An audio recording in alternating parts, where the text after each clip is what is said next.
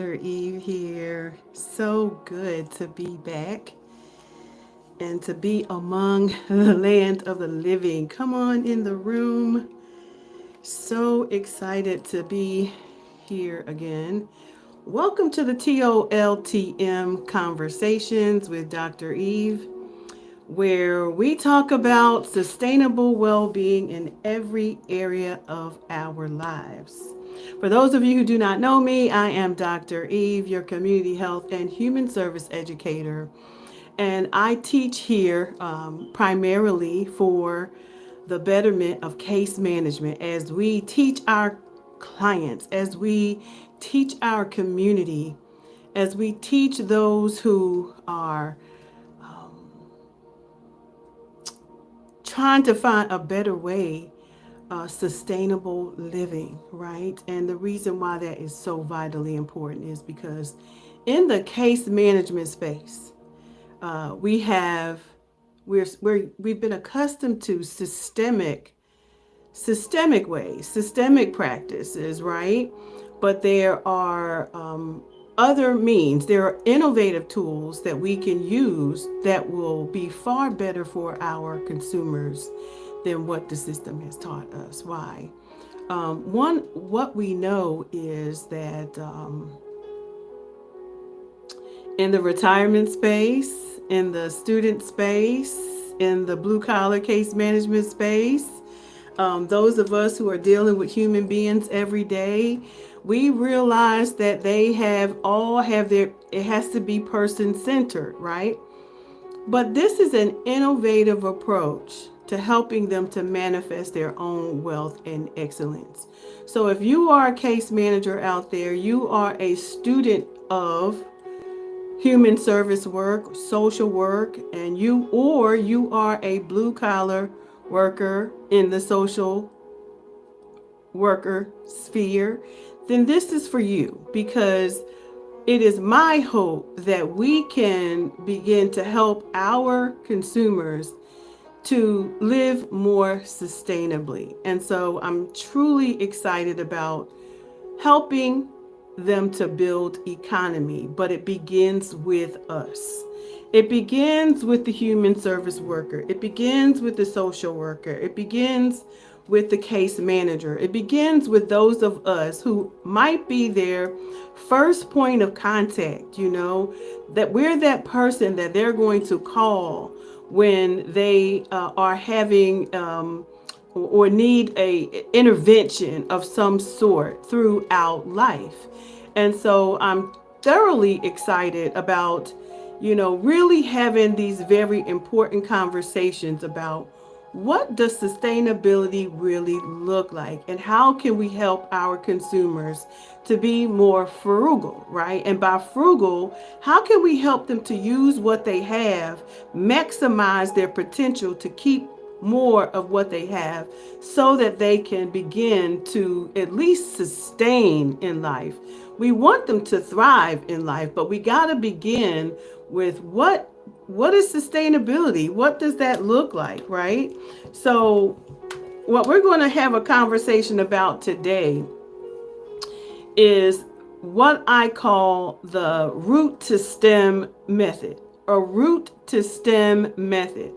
How do we teach our students, our clients, our those consumers, how do we teach them to live more sustainably? And I'm using what's called the root to stem method. So let me give you an example of what that looks like.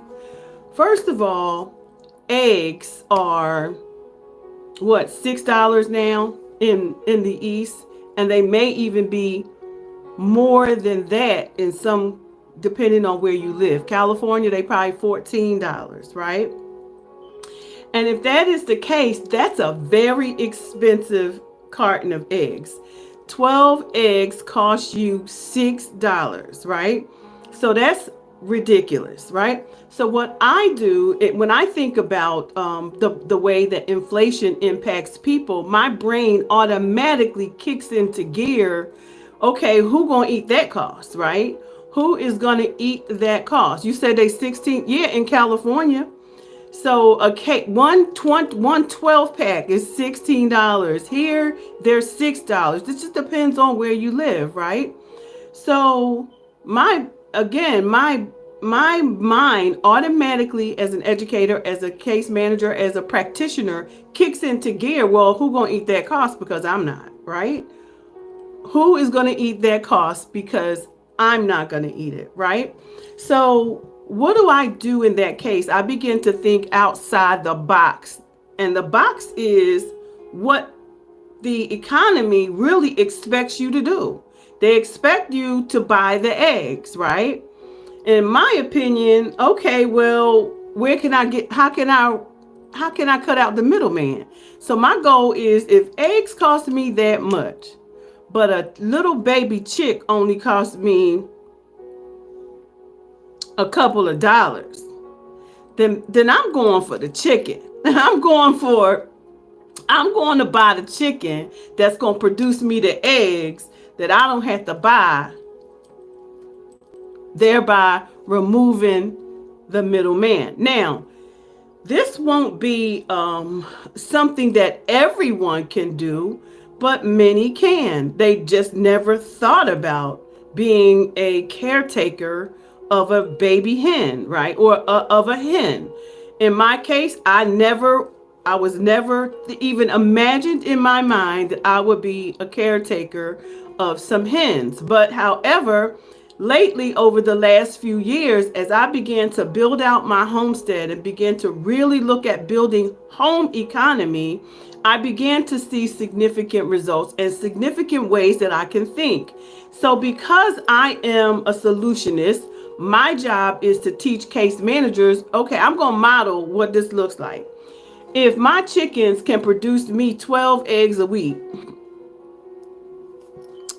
that cost me $6 a week. Now, I don't eat eggs like that, but we eat eggs in things, right? That we use eggs to bake with. We use eggs to, somebody in the house eats eggs, or, so you need some eggs. You might need the eggs for, to mix up some meatballs and, to hold some things together, or to loosen some things, like eggs you can also use to make mayonnaise, right? So when we think outside of the box, we have to think really, how do we use root to stem? Now, I've got these, now because I use the case of the eggs. Eggs are high, which is a concern. Now, what are some success rates to addressing that concern? And the success is, I see people, the Amish, they buying the eggs. If they're buying the eggs, I'm going to go over here and watch the Amish to see, okay, well, how do I care for, well, they're not buying the eggs, but they buying the chickens. Okay, so can I have some chickens? So my first line of thought was, can I have chickens here where I live? Do I have the capacity to care for some chickens? And yes, I do. And many of us don't think that we have the capacity, but I live in the city near the convention center. Let's be clear. I live in the city. It's rural, considered rural. The area in North Carolina is considered rural, but it's still, I live in the city limits of this rural community, right? Now, so my next step was call my city to see if I can have chickens, because if I can, what's my next step? So I'm thinking not short term, but I'm thinking long term production. I'm thinking, how many, first of all, am I allowed to have these chickens? In some places you are allowed to have the chickens, but there are others where you are not. When we purchased our land and our home, we did not want to be under the governance of what you call those neighborhood HOAs, I believe that's what they're called. We did not want to be under the governance of an HOA. Good evening, good afternoon, Seneca. Good to see you. So what that permitted us to be able to do is have, some say so on what we are able to do on our property, right? So I looked it up, I called the city and said, hey, well, I want to raise some chickens. Can I have chickens? And if so, how many, right? Good afternoon. So I'm able to have 6. I think they said 6. So I have 4. I went and I purchased me 4 chicks. Now I do have to care for those chicks, but it don't matter. I'm gonna care for these chicks. I'm gonna raise these chicks so that I can have what? Ultimate goal is to do what? Have these eggs, right? To get these to rule out having to pay $6 a week for eggs, or maybe sometimes more, depending on the size of your family, right? So if I have 4 chickens, now y'all, this is a real lesson that I need y'all to get. If I have 4 chickens, then my client who has 4 children, four hens, 4 hens will produce 5 to 6 eggs a week. So do the math. That's 24 eggs. If you have a family of 4, if my client has a family of 4, then they can now have enough eggs and minimize what that's called 6 times $24 a week in eggs. Reduce the budget, right? The important part is to think, how can we live sustainably? What steps can we take to teach our client to be more sustainable? So I have my hens. Now I have got to feed them and nurture them to get them to the stage of laying eggs, right? Y'all, this has been such an amazing process. I cannot tell you how wonderful it has been to care for these chickens so that they will begin laying eggs probably in January, because they are real nice size and they're growing nicely. And here's what I want you to know. Now that I have to feed them, now that costs money. It does. But guess what? You can use the things that you're cooking with to also create and make seed, or not seed, but feed for your chicken. So it's all about thinking outside of the box. Now, feed is high. If everything else is going up, so is the feed, right? So here's what I did. Okay, I said, okay, well, if the feed is going up, then how do I'm always in why mode. I'm always in what, who, what, why, when, where, and how. Who, what, why, when, where, and how do I deal and address with this cost of inflation? So now I have these chickens to feed. Inflation is my chicken feed costs me about $25. It'll last for about a couple of months, depending on how my hens are eating. And they do really good. But I want to minimize that. So that's a cost I need to minimize, $25. Just like I needed to minimize the $24 in eggs, right?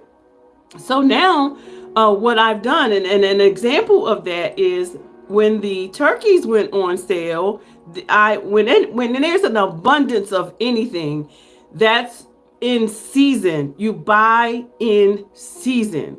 So it was turkey season, and I realized, okay, let me get me some of these turkeys, freeze them, and cook them up. Why? Because they not only feed my family, but they also in abundance, and I can freeze it and use it for different types of meals. But there is also the bone broth. So I made almost 20 jars of bone broth. Now I'm gonna get to this. I'm getting to the point. I want you to write down the significance of thinking outside of the box and building an economy that will help you to live sustainably. But the point of this is that we as case managers must arm ourselves with the proper tools so that we can teach these skills to our clients outside of the systemic skills that we teach them, that the system say we're going to teach them, right? These minimal skills. Hello and welcome to the channel. So in my processing of the turkeys, and baking them, and that just cost me some utilities. Cooking them down. Thank you so much. I wanted to bring some sunshine to my live today. Cooking them down, and then putting the scraps. Don't throw away. This is called the root to stem method. You bake down the turkey, then you take whatever's remaining, you put it in the pot. You let that cook down for about 48. I cook it for 48 hours. I get everything off the bone. So now we got everything off the bone. We got this amazing broth, right, that we can now use for vegetable soups, for stews, for sauces. We can use these for as the base of everything. I need you to see how I am building out my market, building out my economy within my home, because this is what I'm going to teach my customers. You're my customer, case managers, students of case management, and the retirees of case management, because many of our retirees, like myself, will retire, but we take our skills and we take our knowledge, understanding, and our wisdom, and we start our own IBO, which is an independent business. So we have to begin to think like this: that what are we doing? How skillful are we? How did we help our customer? Where can we get? We begin to practice these things in practice now with our consumers. Then we have testimonials. We have numbers. We have the number of people that we have been able to help to be sustainable. Right? Thank you so much. So I cooked the turkey down. Now I put all of the mixings, the leftovers inside the pot. Now I have this amazing broth. I made 10 jars of broth just from one turkey. Now I have the remains that's left, the bones. I have the bones and the remainder of the turkey that came from that broth. So what did I do? I took the remaining of the I separated the remains from the bone, because these two about to be two different things right here too. So the the meat, the remains I put into a blender and made like a pate, right? Now that pate I spread out and I put it inside, prepared it, put it in the freezer on trays to prepare to freeze dry, because that is the feed that I feed to my hens. You understand? They don't care what part of the turkey it is for them. They don't care what part. It's a remain, right? What remains, they will eat it. But the point is, I know what they're also eating, which means that we have to care for the thing that's going to produce for us, right? Now, what happens to the bone that's left? This is the root to stem method. We're teaching our consumers the root to stem method to sustainable well-being. It's an innovative approach to manifest our overall wealth and well-being as we are building economy in our homes, financially, physically, mentally, emotionally, all of the things in our businesses, all the ways that spiritually that we can develop sustainable well-being. So now the last part of the root to stem method in this process is now the bones. Now, as a gardener who also takes care of the chicken, and the chickens who also take care of the garden, now I now have the bone. So what do I do with the bone? I put the bone in the oven and let it just finish baking down to a crisp until it becomes crumbs, right? Because what do I do with that calcium now? Now that I've drained all of the broth off of this bone, what do I do now with this bone? Well, now I am going to take this bone and I'm going to make bone meal out of it. What is that bone meal for? It is to nurture and feed my garden. It is to give my garden a better fertilizer. Why is that important? All right, last night, and I'm going to go after this, I watched a documentary on PFAS. I don't know how many of you have ever heard of the forever chemical. Well, that chemical is running rampant all throughout the United States. It is found in so many things. It's found in our blood, it's found in our homes, found in our cookware, found in our couches, found in our carpets. It's found in our water, it's found on our farms, it's found in so many places. And this documentary was about a generational farm, a farm that had been in generations. And they had cows and they produced milk. They had a dairy farm. And that dairy farm produced the milk that went out to all of these people within that area that they were shipping this milk to, fresh milk. And so it was discovered that the fresh milk, that the milk was bad because it had, after being tested. And the reason why the milk went bad was because this forever chemical was found. There was this agreement. It was this agreement that was made with the government and the farmers. And in so doing, these agreements or partnerships was made to utilize this sludge like to fertilize their plants, their farm, their agriculture, right? Their crops. So they spread this sludge all over their farm, right? And it was discovered that this sludge had contained the forever chemical. Now this thing gonna have a ripple effect. Now if it has all of these contaminants in it, now what we have is a really big problem, because the food that they're eating is now contaminated.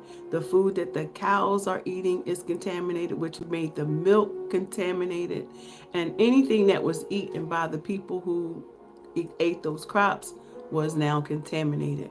And so now we have this big problem with contamination. The farm had to be shut down, the cows had to be euthanized, and the milk production was no more. So creating my own bone meal helps me to create, or using root to stem, my vegetables, making my own, taking my apples from root to stem, taking everything from root to stem allows me to create the capacity that allows me to have the fertilizer I need to give back to my homestead, so that it's safe. It's safer, right? So for all of us out there who are managing cases and whose clients are now, reaching out for intervention, they're wanting to know, how do I deal with this? When we know that the first solution of the first the go-to for any system is going to be, let's give them more assistance, right? But when we give them more assistance, we're saying, okay, go to the market and buy all these other foods. These other foods are not good for them. How do we teach? How do we keep our people safe? So we're not talking about systemic ways. We're talking about creating innovative ways, thinking outside of the box, outside of systems, so that we can have a healthier consumer, that the world is healthier, that the people that we are called to help are healthier, right? And that we can give them more insight on ways to do that. So, to every case manager out there, every student in the field that is looking to find innovative solutions, we have to start by being the model. We have to be the model of what we expect from our clients, our consumers, our people who need us, our as first responders to their needs. We have to model what's expected, because when you are creating a community around teaching others to be healthy, then you also should be showing them what that looks like. That is the first rule of thumb in the facilitation of any community, is to model what's expected. So I am not going to be a person who's working in the field of case manager, practicing case management, and I'm thinking I'm the only clue, the only resolve, or the only solution that I have for helping my consumer is to teach them to do what the system has taught us, what the system has